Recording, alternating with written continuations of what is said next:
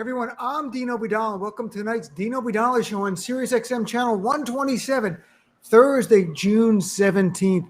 And the big news is that President Biden, just moments ago, signed into law making Juneteenth a national holiday. The first time we've had a new national holiday since Martin Luther King Day, which Ronald Reagan signed into law, which I'm sure now the idea is that he's a traitor to the right and to Trump world, Ronald Reagan, for doing that. And today, President Biden and Vice President Harris made a compelling case for why it's an important day and why, as a nation, we can't hide our history, why we learn from it, how it helps us heal, as opposed to what we're seeing with Republicans. Because even though in the House, overwhelmingly Republicans voted for it, 14 didn't vote for it, yet a lot of these same Republicans are the ones supporting laws that would ban teaching of, and it's not critical race theory, folks, that's the buzzword. If you read the laws, it's banning teaching divisive topics. Divisive, if you read how it's defined, is systemic racism. It is talking about Juneteenth in that, not that it was the end of slavery in Texas, but why it's significant today. Why does it matter? That can't be taught. Literally, you could get fired as a teacher. In the states they've enacted this, it's nearly 20 states Republicans have enacted these laws or on the verge of it. Your school could be defunded for this. And what we are seeing is people in Trump world being triggered by this. Tucker Carlson went on a rant slamming it. Charlie Kirk, who is the leader of Turning PAC, this pro-Trump white nationalist PAC, today slamming it again, calling it so we're going to have 2 Independence Days, all of this garbage. He said, it's an affront. This is Charlie Kirk wrote, Juneteenth is an affront to the unity of July 4th. We have 2 summer holidays, one based on race. I don't know how it's based on race. It's about ending slavery. That's not about race. That's about humanity. And also of the 14 Congress people who voted against this yesterday in the House of Representatives, almost all come from former slave states. So it begs the question, how many are descendant of slave owners? You know, President Biden and Vice President Harris both made a compelling case, and we'll play the clips on my show tonight, why we learn from our history. In fact, today is the anniversary of white supremacist Dylann Roof going into a black church in South Carolina and executing 9 African Americans. President Biden brought that up. The GOP has their way. Maybe you can't even teach that history because it's divisive. What that means, it's divisive in terms of white fragility and white mythology, that this nation was founded, as Rick Santorum said a month and a half ago, that we being white Europeans, birthed this nation from nothing. That's his exact words. We birthed this nation from nothing. And the we, as he talked about to the crowd of young white people, was white Europeans. And then he dismissed Native American culture and ignored slaves, and that slaves built this nation in the early days of our country.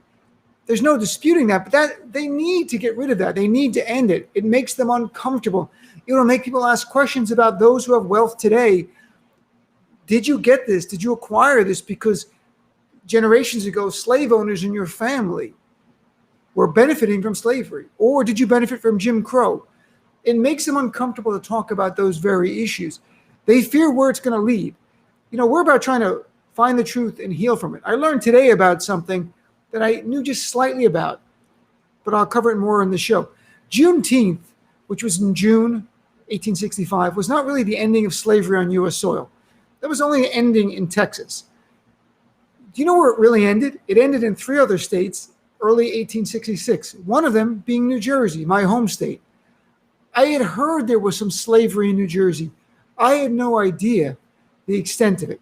I had no idea until today, and I'll share more on the show, that the county I'm born in, Bergen County, had the bulk of the slaves, and then my own town that I grew up with in Paramus had slaves in the farms and in homes, including the Paramus Municipal Golf Course where I play golf at often, and this restaurant across the street, and another park I've been to countless times, they were plantations, essentially. They were small farms. They weren't big plantations, but farms where slaves worked, and slaves are buried. That was hidden from us. Now, there is a plaque on one home on Paramus Road in Paramus talking about this home was where slaves had lived, but that's buried way down on the plaque. But at least it was on the plaque. I mean, at least that part of it. But it really was the fact that I didn't know about it because, as historians talk about, it was hidden by design. because it makes people feel guilty, perhaps, uncomfortable, angry, in my case, because I didn't know about it. It was hidden from me, and it was a town I grew up in, and how did I not know about this? It makes me angry it was hidden from me. It also deprives us from having conversations about how do we talk about criminal justice reform? How do we draw a straight line from slavery through Jim Crow to today's the racial wealth gap in this nation, where the median white family is 10 times the assets of the median black family? 10 times. That's not happenstance, my friends. Also, when you look at New Jersey, the state was involved in defending and protecting slavery, makes a more compelling case for reparations from the state. So I'll talk about that more on my show. But look, Juneteenth is triggering Trumpers. Good. I want them to be uncomfortable. It's not white fragility, folks. It's white supremacy, and they're feeling challenged by it. January 6th was white supremacy as well. It's all intertwined. We're going through difficult times. We're going to make it together. That's why join my show every night, 6 to 9 p.m. on SiriusXM.